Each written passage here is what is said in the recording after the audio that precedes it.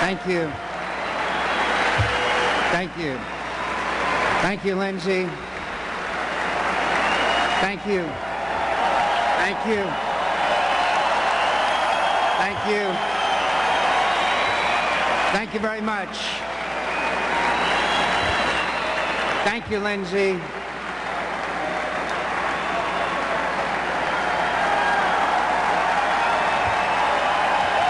Thank you very much.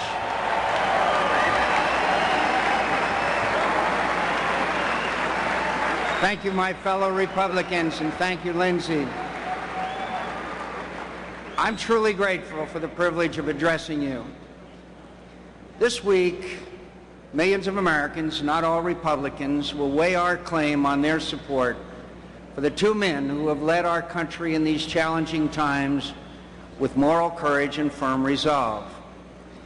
So I begin with the words of a great American from the other party, given at his party's convention in the year I was born. My purpose is not imitation, for I can't match his eloquence, but respect for the relevance in our time of his rousing summons to greatness of an earlier generation of Americans. At a time of deep distress at home, as tyranny strangled the aspirations to liberty of millions, and as war clouds gathered in the East and West, Franklin Delano Roosevelt accepted his party's nomination by observing, "There's a mysterious cycle in human events. To some generations, much is given. Of other generations, much is expected. This generation of Americans has a rendezvous with destiny."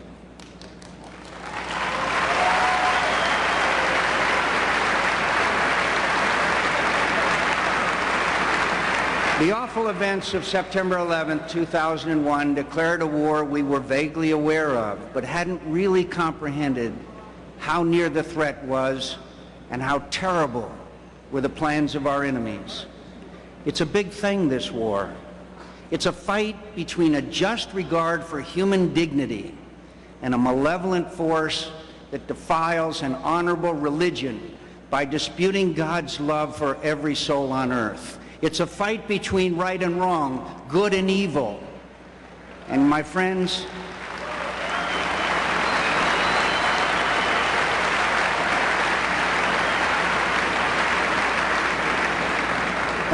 should our enemies acquire for their arsenal the chemical, biological, and nuclear weapons they seek, this war will become a much bigger thing. So it is, whether we wished it or not, that we have come to the test of our generation, to our rendezvous with destiny, and much is expected of us. We are engaged in a hard struggle against a cruel and determined adversary. Our enemies have made clear the danger they pose to our security and the very essence of our culture, liberty. Only the most deluded of us could doubt the necessity of this war. Like all wars, this one will have its ups and downs. But we must fight. We must.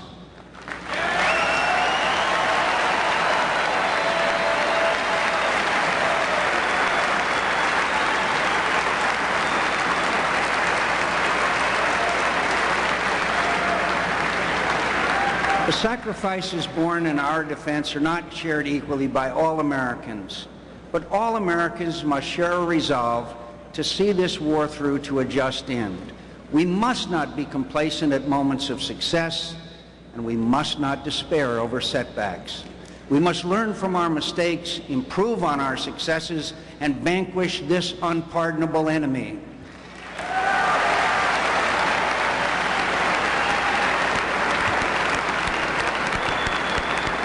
If we do less, we will fail the one mission no American generation has ever failed, to provide to our children a stronger, better country than the one we were blessed to inherit. You remember how we felt when the serenity of a bright September morning was destroyed by a savage atrocity so hostile to all human virtue, we could scarcely imagine any human being capable of it. We were united, first in sorrow and anger, then in recognition. We were attacked, not for a wrong we had done, but for who we are. A nation united in a kinship of ideals, committed to the notion that the people are sovereign, not governments, not armies, not a pitiless theocracy, not kings, mullahs, or tyrants, but the people. In that moment,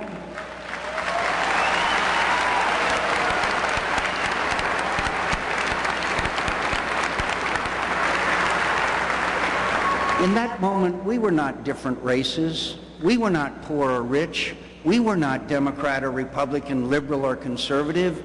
We were not two countries. We were Americans.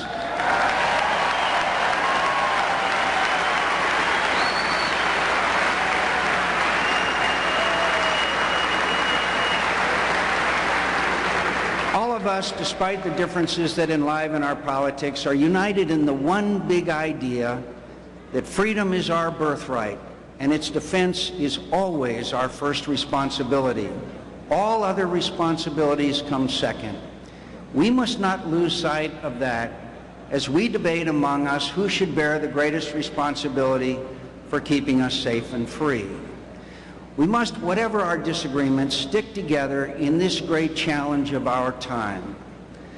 My friends in the Democratic Party, and I'm fortunate to call many of them my friends, assure us they share the conviction that winning the war against terrorism is our government's most important obligation. I don't doubt their sincerity. They emphasize that military action alone won't protect us, that this war has many fronts: in courts, financial institutions, in the shadowy world of intelligence, and in diplomacy. They stress that America needs the help of her friends to combat an evil that threatens us all, that our alliances are as important to victory as our armies.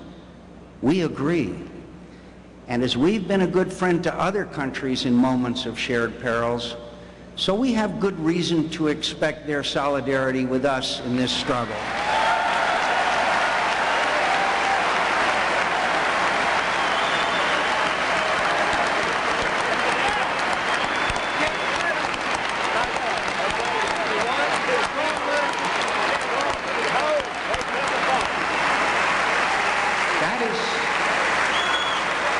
That is what the President believes. That is what the President believes. And thanks to his efforts, we have received valuable assistance from many good friends around the globe, even if we have at times been disappointed with the reactions of some.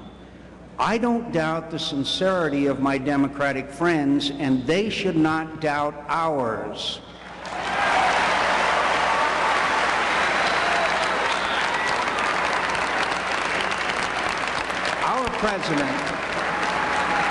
Our president will work with all nations willing to help us defeat this scourge that afflicts us all.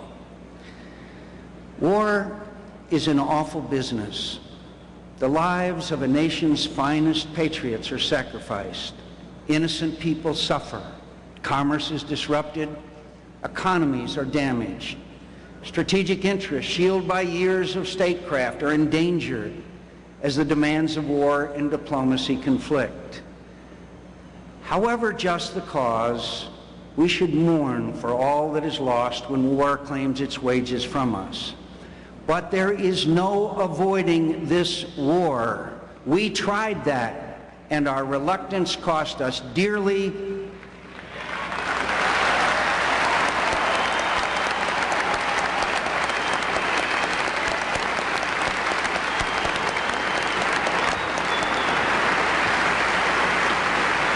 And while this war has many components, we can't make victory on the battlefield harder to achieve so that our diplomacy is easier to conduct. This is not just an expression of strength, it is a measure of our wisdom.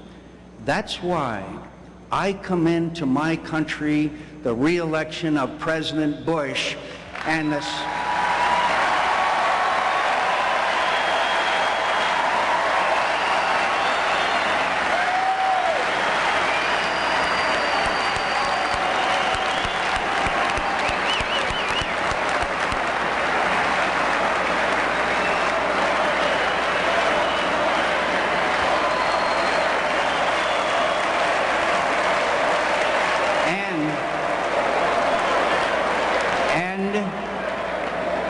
and the steady, experienced, public-spirited man who serves as our Vice President, Dick Cheney.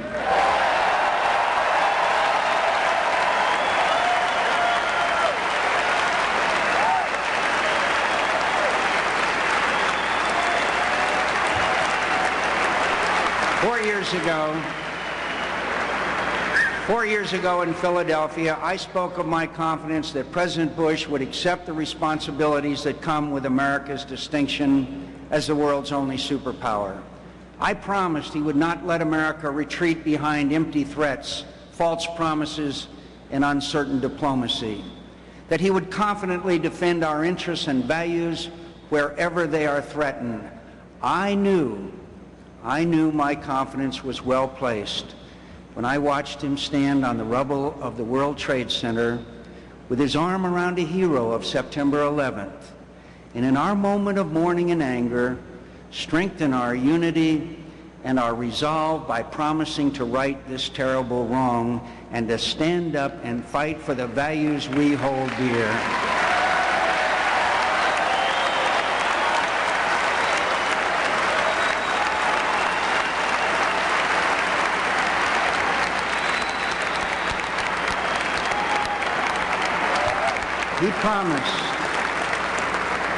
He promised our enemies would soon hear from us, and so they did. So they did.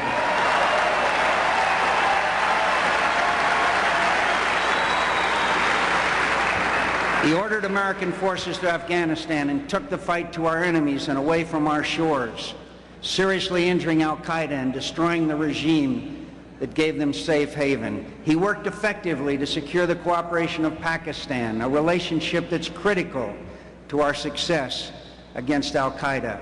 He encouraged other friends to recognize the peril that terrorism posed for them and won their help in apprehending many of those who would attack us again and in helping to freeze the assets they used to fund their bloody work. After years of failed diplomacy and limited military pressure to restrain Saddam Hussein, President Bush made the difficult decision to liberate Iraq.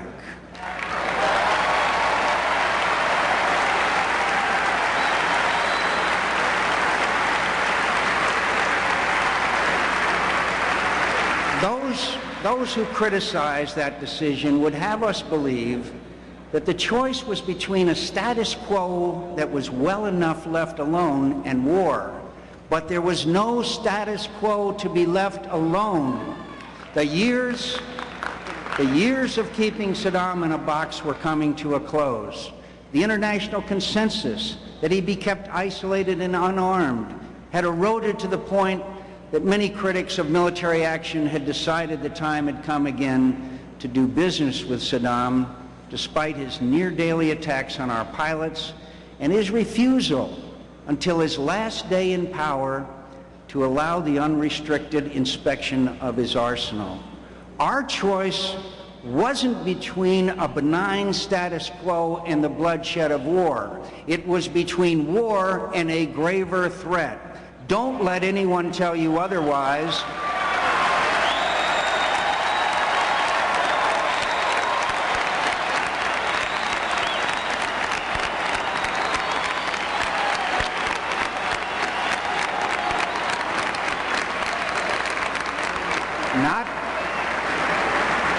Not our political opponents, and certainly not a disingenuous filmmaker who would have us believe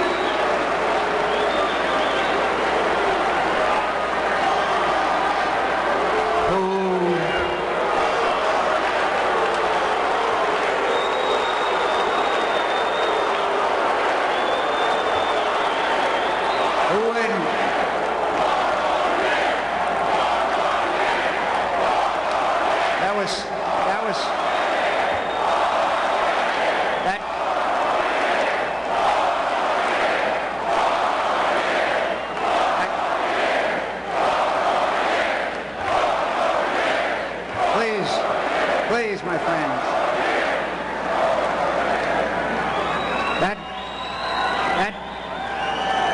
That line was so good I'll use it again. Certainly not a disingenuous filmmaker.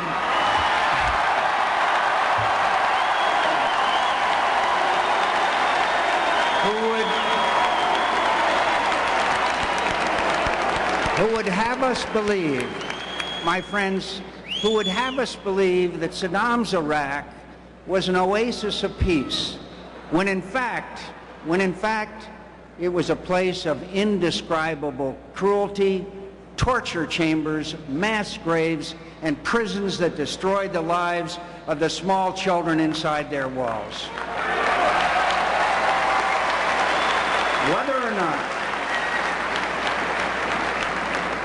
Whether or not Saddam possessed the terrible weapons he once had and used, freed from international pressure and the threat of military action, he would have acquired them again.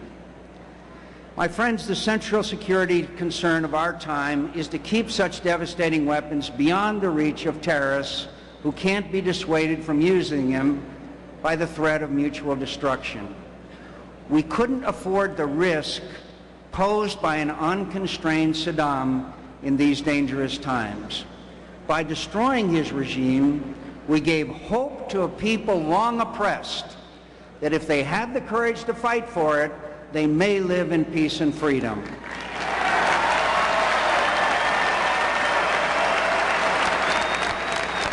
Most importantly, our efforts may encourage the people of a region that has never known peace or freedom or lasting stability, that they may someday possess these rights. I believe as strongly today as ever the mission was necessary, achievable, and noble.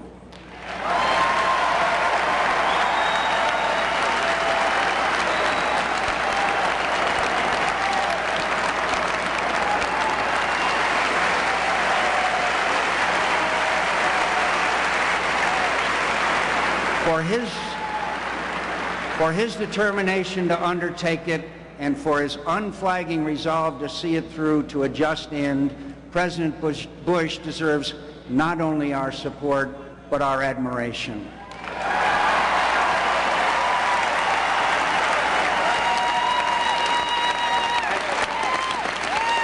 As the President rightly reminds us, we are safer now than we were on September 11th. But we're not yet safe.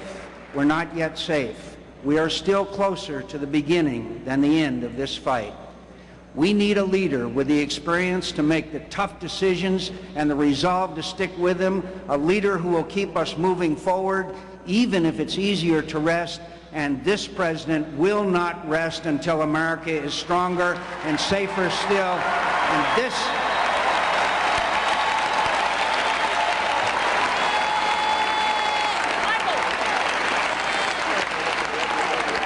And this hateful inequity is vanquished. He has been tested and has risen to the most important challenge of our time, and I salute him. I salute his determination to make this world a better, safer, freer place. He has not wavered. He has not flinched from the hard choices. He will not yield, and neither will we.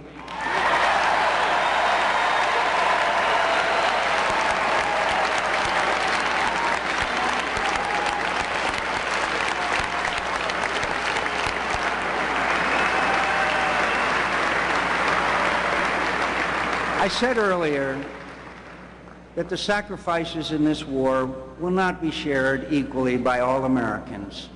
The President is the first to observe.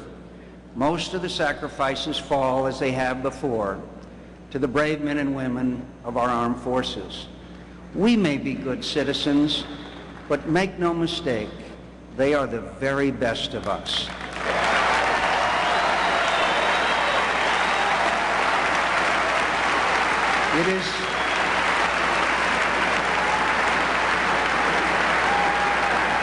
It's an honor. It's an honor to live in a country that is so well and so bravely defended by such patriots. May God bless them, the living and the fallen, as he has blessed us with their service. For their families, for their friends, for America, for mankind, they sacrifice to affirm that right makes might, that good triumphs over evil, that freedom is stronger than tyranny, and that love is greater than hate.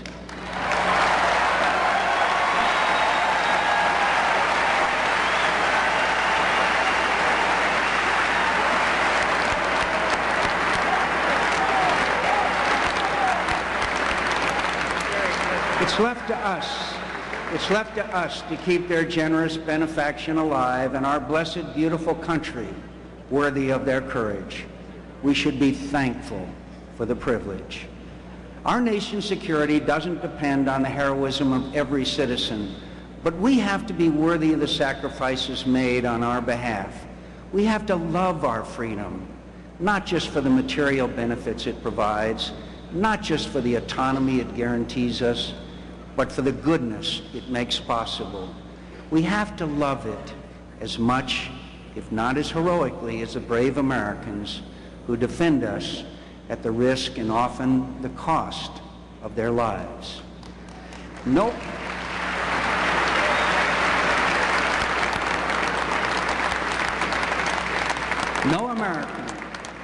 American alive today will ever forget what happened on the morning of September 11th. That day was the moment when the pendulum of history swung toward a new era. The opening chapter was tinged with great sadness and uncertainty. It shook us from our complacency in the belief that the Cold War's end had ushered in a time of global tranquility. But an absence of complacency should not provoke an absence of confidence. What our enemies have sought to destroy is beyond their reach. It cannot be taken from us. It can only be surrendered.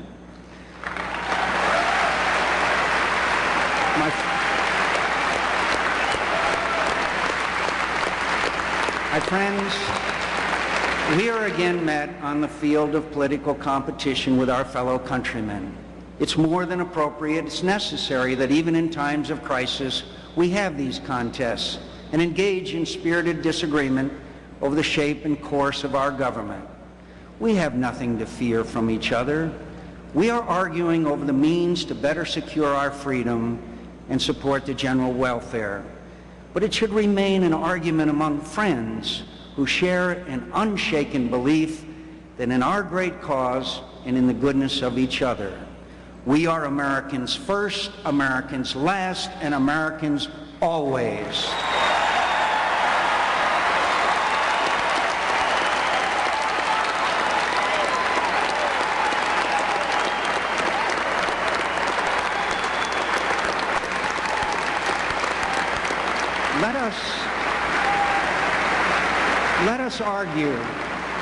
Let us argue our differences, but remember, we are not enemies, but comrades in a war against a real enemy, and take courage from the knowledge that our military superiority is matched only by the superiority of our ideals and our unconquerable love for them.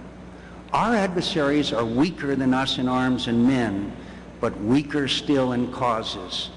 They fight to express a hatred for all that is good in humanity.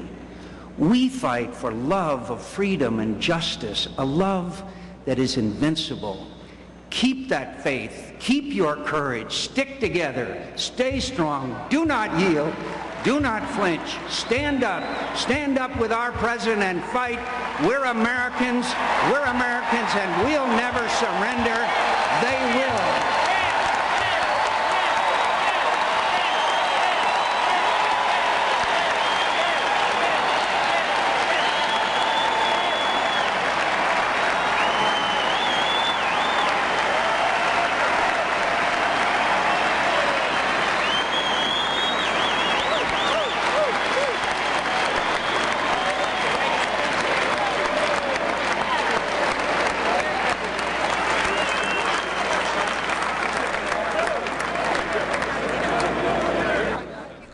Later this month, C-SPAN will be the only network offering live gavel-to-gavel coverage of the political conventions in Denver and St. Paul.